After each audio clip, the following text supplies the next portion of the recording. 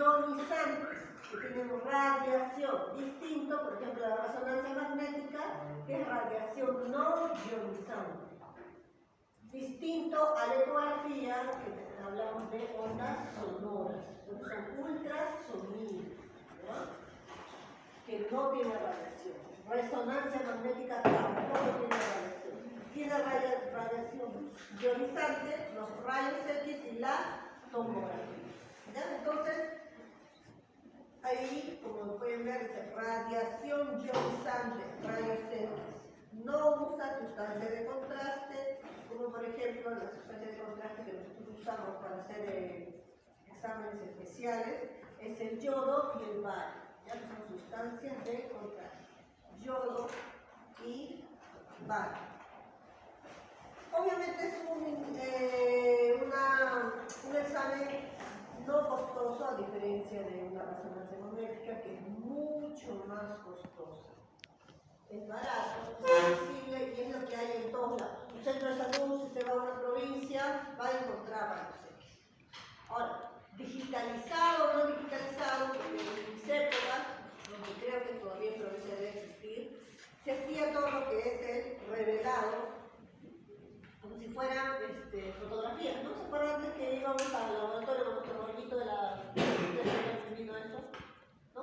Y te entregaban luego las fotos, ¿no? Las pasan por un sistema de revelado químico, le pueden manejar el color, luego tienen que colgarlo, secar y recién tenían las fotos. Lo mismo pasaba con las radiografías. Actualmente ya no, por lo menos en los hospitales, todo está digitalizado. Todo ya inmediatamente, una vez que toman la imagen, uno lo puede ver en el mismo equipo de rayos X, en la pantalla. Y eso lo pasan a la nube, a un sistema de nube, que nosotros le llamamos el PAX, donde se va almacenando. O sea, ya incluso ha desaparecido en algunos lugares, no en todos, deben existir todavía lo que se llaman los archivos. También yo me acuerdo, cuando era interna en el hospital, veamos la placa, yo tenía que bajar al sótano oscuro a buscar el archivo de placas y ahí teníamos que buscar, como si fuera una historia clínica. Cada placa estaba archivada con un número de historia del paciente. Y tenías que firmar un cargo porque también te lo tenías que regresar. Ahora ya no existe eso, ya no hay archivos. Todo está en la nube, en el PAX. ¿Ya? Entonces, aquí ustedes pueden ver en un campo electromagnético tenemos a los rayos gamma, a los rayos ultravioletas, infrarrojos, y tenemos en esa gama, en ese campo electromagnético, a los rayos X. ¿Cómo se produce estos rayos X? Estos rayos X se van a producir, va a haber un tubo de rayos X, va a haber un cátodo, un ánodo, todo eso pasa en el tubo de rayos X para producir la imagen. ¿Qué vamos a poder hacer con esto? Una radiografía de cualquier estructura que ustedes puedan imaginarse. Las más usadas, la radiografía de tórax, la radiografía de abdomen, podemos ver fracturas, porque esto va a ser capaz de poder identificar las densidades. Vamos a ver si tenemos las densidades. No. Acá lo vamos a trabajar. Entonces, en rayos o en imagen va a existir lo que se llaman las escalas de grises. No es como normalmente nosotros, por ejemplo, en el curso de anatomía vemos colores, ¿no? Las venas rojas, las venas azules, las venas rojas, los nervios amarillos, los músculos de color rojo. En imagen, la base es la anatomía, pero vamos a tener la escala de grises. Todo va a ser gris. Ustedes a mí mismo dicen, yo tengo manchas negras, blancas, ¿ya? Pero nosotros en imagen vamos a poder ver 5 densidades matemáticas que se las tienen que aprender. ¿Ya? Primera densidad, vamos a tener densidad de ¿qué? ¿Qué es esto? Pues entonces es densidad de qué está compuesto el hueso? Calcio, muy bien. Densidad de calcio. Cuando nosotros hablamos de densidad, vamos a tener densidad de calcio, densidad de partes blandas. Acá también vamos a tener densidad de grasa. ¿Ya? Porque alrededor del corazón vamos a tener grasa. Densidad de aire. Después del pulmón hay aire. Luego vamos a tener densidad de líquido. Vamos a ver, bueno, ahorita no podemos ver, pero vamos a tener densidad de líquido. ¿Y cuántas vamos? ¿Cuántas nos faltan? Dijimos 5. Grasa, Aire, líquido, calcio, calcio, ya. Grasa y partes blandas, lo mismo, ¿ya? Falta la de metal, ¿ya? Densidad de metal, que no vamos a ver acá, a menos que sea esto, que sea una marca, le he puesto, ¿ya? Metal puede ser un piercing que tiene en la piel, un arete, por eso cuando van a tomarse la radiografía dicen, sáquese todo lo metálico que tengo, ¿no? Que no tenga nada en el pecho, o en la estructura que uno da el examen. Ahora, lo que decía su compañero o compañera, en radiografía vamos a hablar de términos. En rayos X vamos a hablar de radio opaco y radio lúcido. Radio opaco, blanco. ¿Se lo van a contar? Radio lúcido, negro. Entonces, cuando uno describe una radiografía de tórax y sabemos que en el pulmón hay aire, vamos a decir una radiotransparencia conservada de los campos pulmonares. ¿Ya? Entonces, no se olviden de las 5 densidades radiográficas.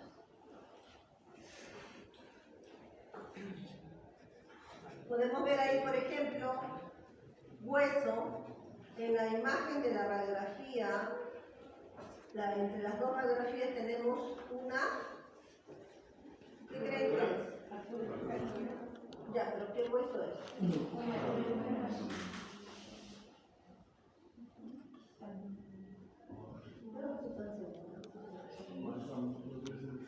Cambiarse el fémur, ¿no? Sí, porque tiene ahí en ese tábulo. Igual de la pelvis, el hueso ilíaco, ¿no? Y además también si fuera húmedo tendría que tener un radio y un cúbito, y aparentemente ahí se ve la tibia. ¿Ya? A mí me parece que es fémur.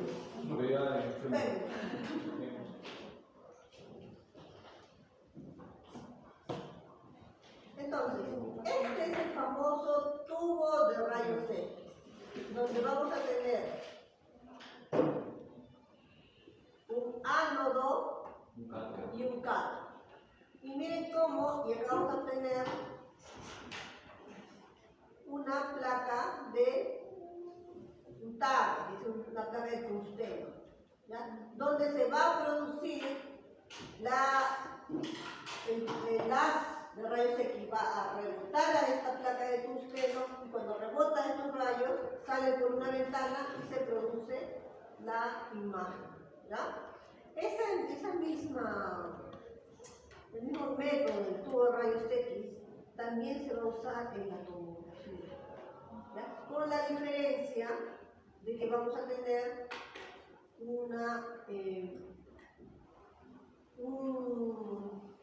en vez de que esto, por ejemplo, nosotros vamos a tener tubo de rayos X y va a incidir solamente en una dirección.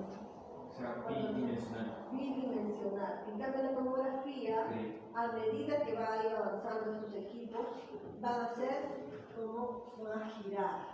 El paciente entra en el cúbito dorsal, flechado, a través de un cilindro, y todos estos van a tener multidetectores, pero el principio es el mismo.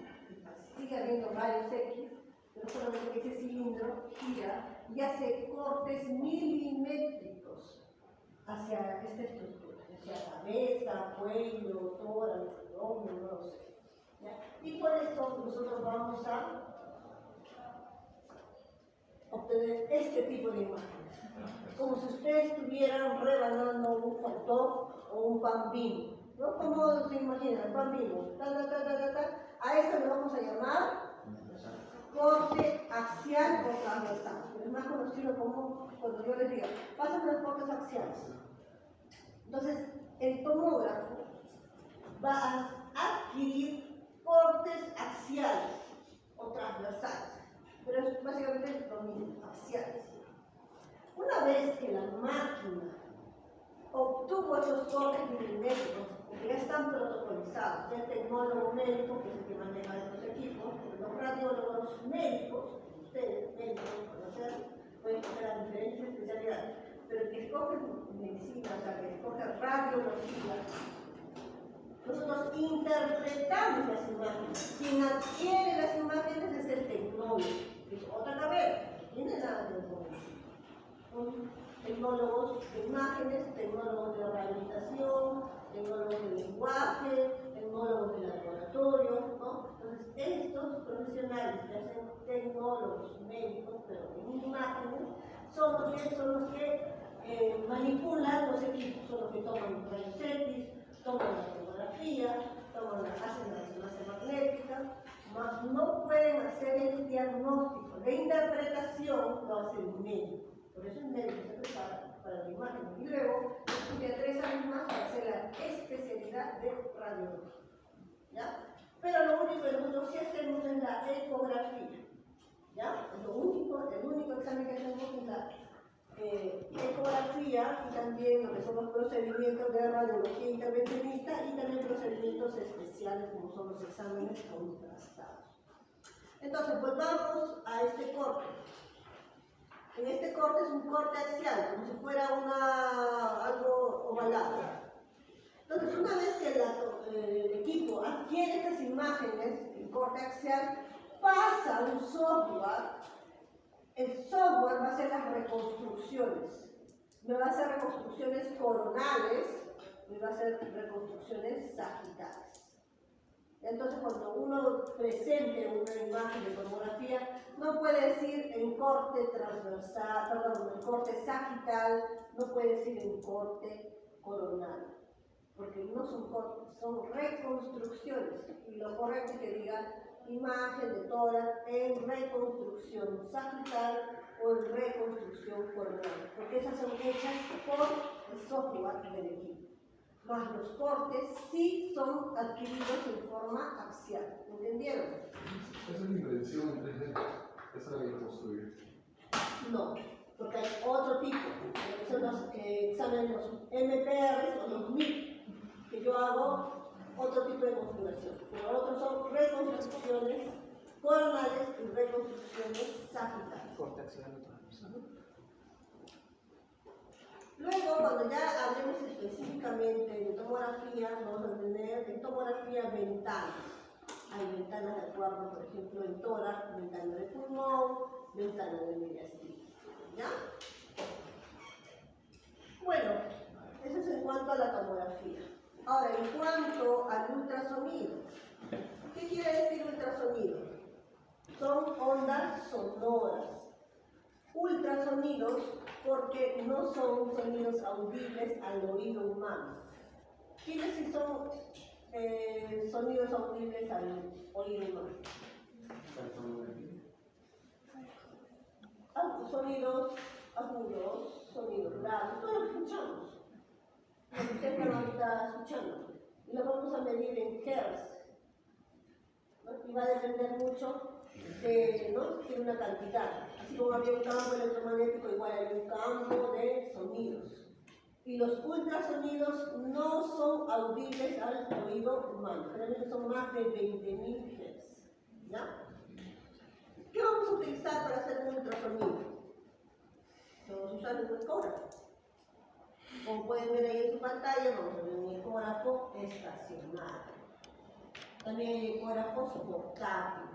Y actualmente hay ecógrafos ultra portátiles. No sé si han visto, como si fuera un mouse, chiquititos así, que por Bluetooth lo compatibilizas con tu celular o con tu tablet. Entonces haces con el traductor un ultrasonido y tú estás usando tu celular para ver las imágenes. ¿Ya? Son todavía no, algunos médicos lo tienen ya. Pero obviamente por el precio no lo tienen todavía. Entonces, el futuro es de que en vez de que pasemos la visita o ustedes cuando hagan su votación, en vez de que estén con el microscopio, todos van a tener un ultrasonido, ultra portable. Ahora no lo tienen porque, no sé, están 10.000, $13.000. Pero eso, como todo, cuando salió el celular, era un lujo, ahora lo tiene cualquiera. Cualquiera tiene un celular. No es un lujo, es una necesidad. Lo mismo va a pasar con estos equipos. Entonces, esto no usa radiación, por eso es de que se puede repetir las veces que uno quiera. En cambio, los rayos X no. Los rayos X sí usan radiación y la radiación es benigna o dañina. ¿Han escuchado sobre los efectos que producen cáncer? ¿No? Genera radicales libres, expresión de hidrógeno. Hay dos efectos de los rayos X. Son los efectos determinísticos y los probabilísticos. Los probabilísticos tienen que ver simplemente por lo que está diciendo de generación del ADN o de liberación de radicales libres, que no va a depender de la cantidad de rayos X o la cantidad de radiación a la cual está expuesta. En cambio, los determinísticos sí tienen que ver con la cantidad. ¿Eso qué quiere decir?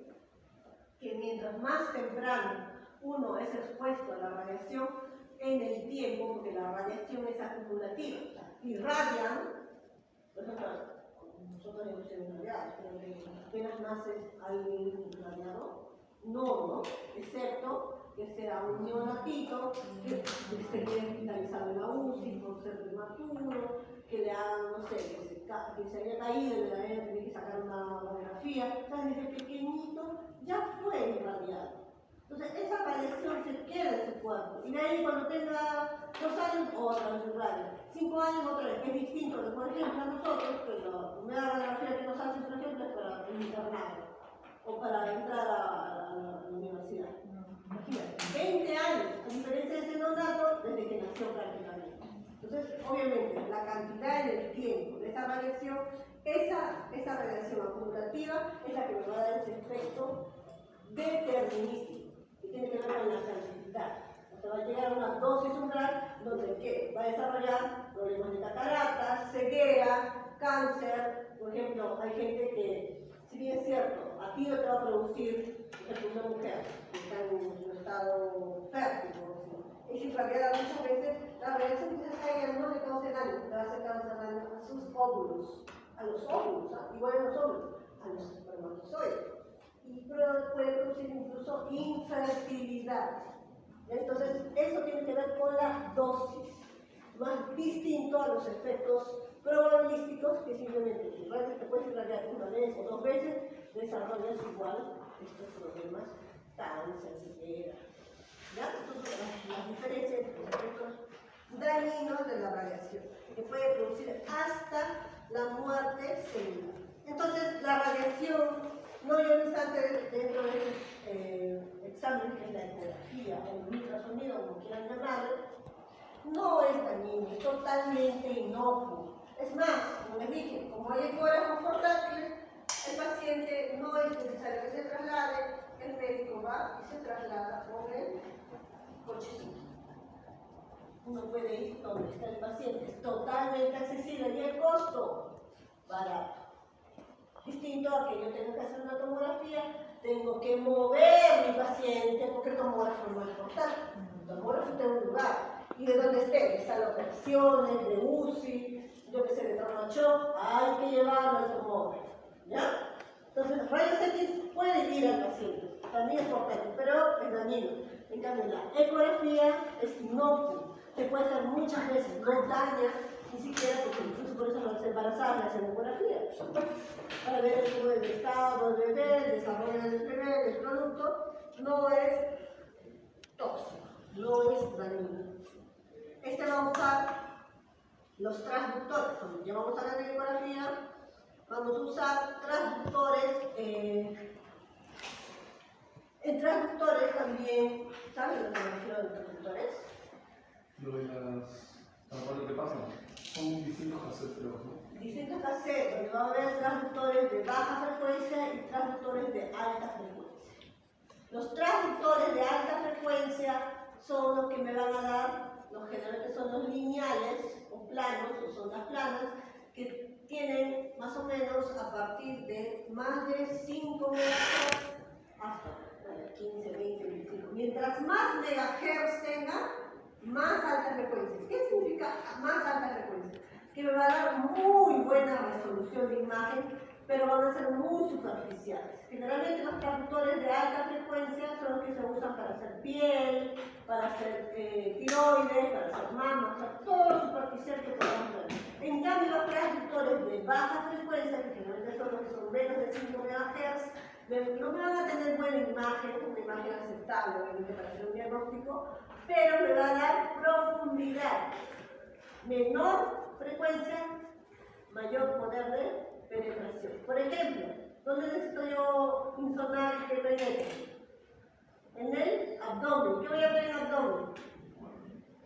Los órganos, riñones, que están en el espacio peritoneal, retroperitoneal, el hígado, puedo ver vaso, puedo ver páncreas.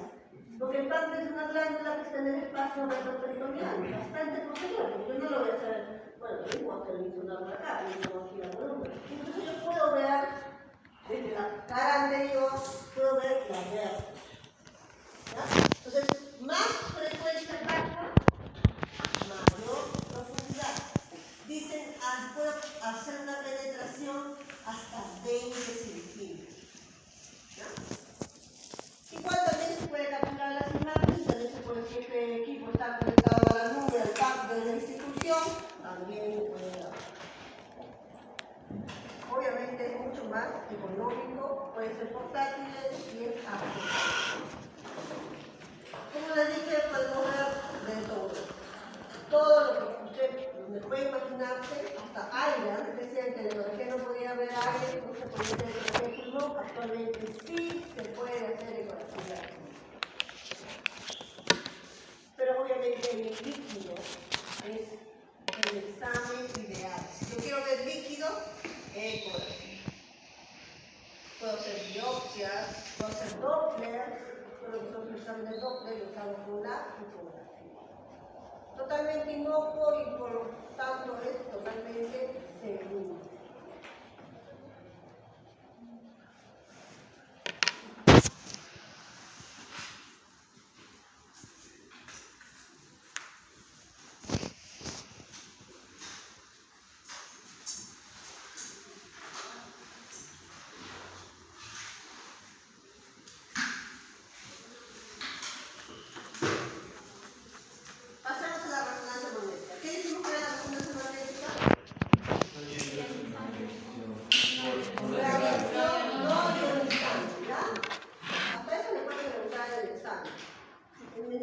El examen que no usa radiación. Entonces tiene la ecografía y la resonancia. ¿Cómo se va a producir la imagen en la resonancia magnética? Ondas de radio. Son ondas de radiofrecuencia. ¿Ya? Nosotros, como seres humanos, o como seres vivos, por decirlo, ¿estamos llenos de qué? De comida,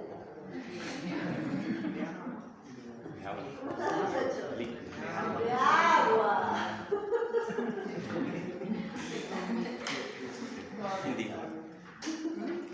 De somos moléculas o protones de agua. Entonces, ese principio usa la resonancia magnética. ¿Ya? De un campo electromagnético igual, entonces nosotros teníamos multidetectores y hacían movimientos y había un tubo de radiofrecuencia. No, esto es un campo electromagnético que va a haber dos antenas.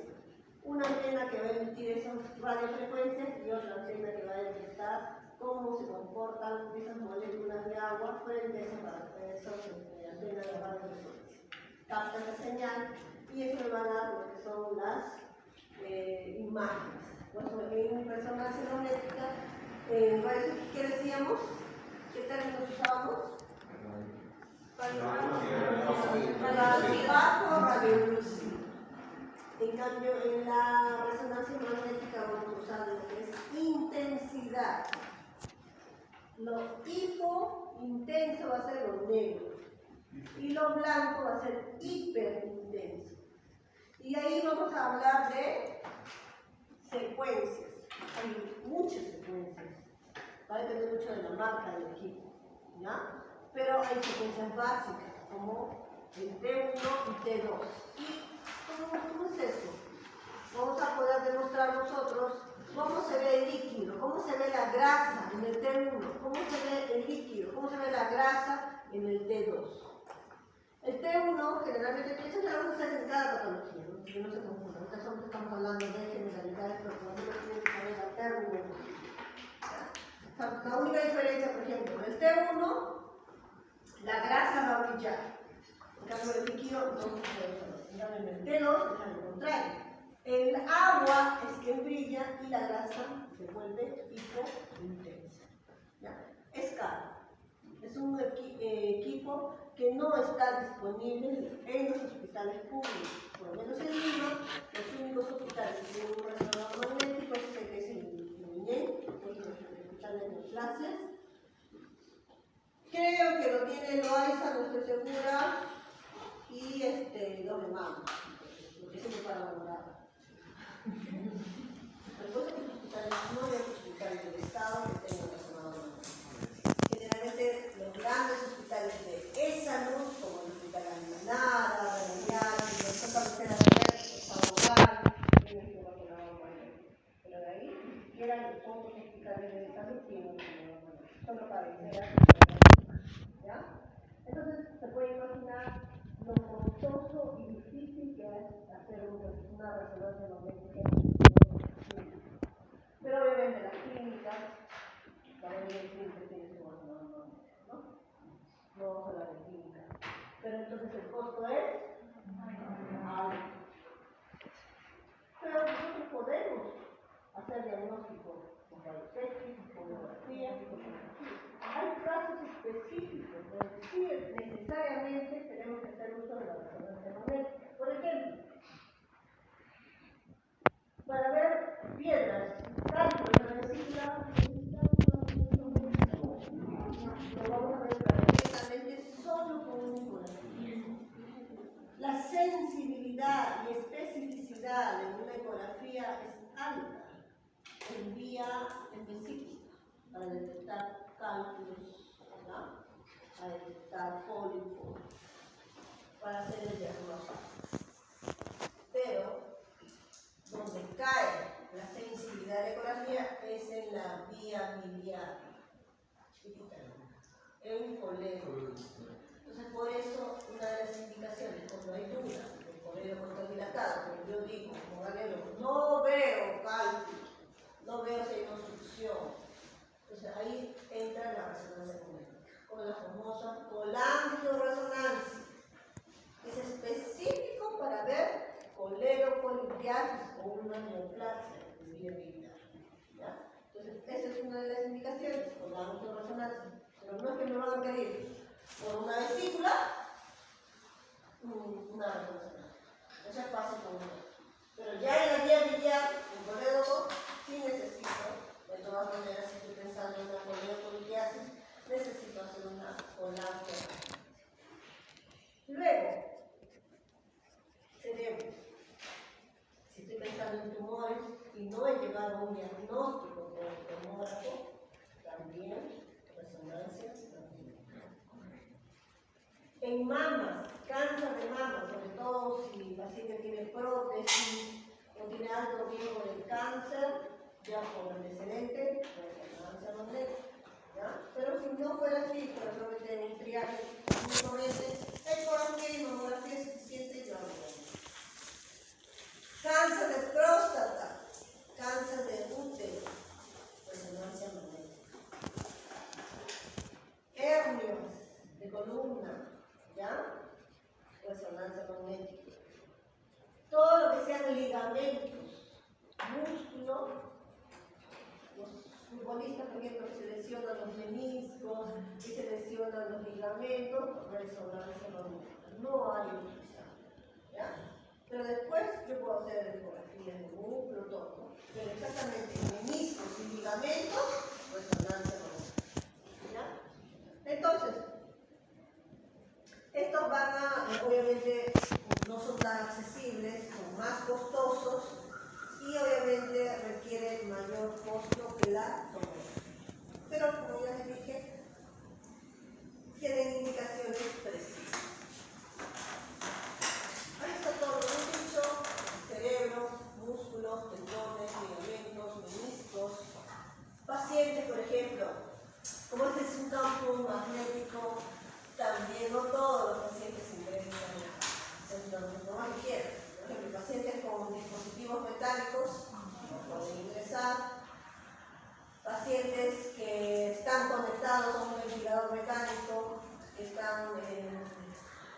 no pueden desconectarse porque no están respirando solos y requieren de un ventilador artificial, tampoco pueden ingresar. También, aunque ahorita ahí están usando material especial que sea compatible con la salud, ¿ya? Pero si te han puesto un metal que no es compatible, tampoco pueden, porque va a sentir como una quemadura. Son largos, bien largos los procedimientos de resonancia magnética, incluso también las personas que sufren de claustrofobia, tampoco les hacen y tiene un sonido horrible. Aunque ya cada vez lo hacen más rápido ya. Los equipos van mejorando y sobre todo en algunos que todavía demoran demasiado, es realmente desesperante. Imagínate que eso el paciente no lo puede tolerar. Luego, en medicina nuclear vamos a tener exámenes, como por ejemplo, donde vamos a usar estos radiofármacos. Por ejemplo, específicamente podemos usar la glucosa radioactiva, donde esta glucosa va a ir justo a focos especiales, por ejemplo en cáncer. Capta este examen, la gamografía, lo que va a hacer es captar esta imagen o este nódulo o este cáncer, que capte esta sustancia, que es en este caso la glucosa radioactiva. Y así hay muchas sustancias, eso en cuanto a medicina nuclear. Eso aún todavía es mucho menos usado, específicamente en ciertos casos, por ejemplo en cáncer, pacientes que han tenido infartos o algún tipo de situación especial a nivel de la central.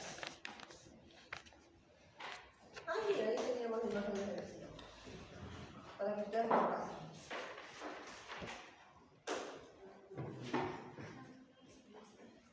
Ahí tenemos las 5 densidades radiográficas.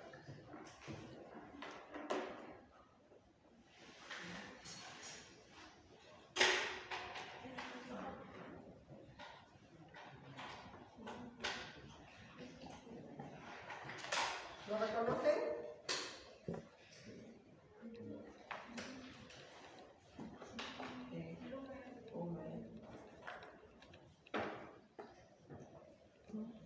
¿Es húmero?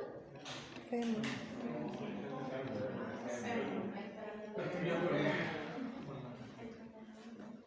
Aparece por el tipo de imagen, ¿no? Ya, a ver, ¿dónde está el aire? ¿El aire?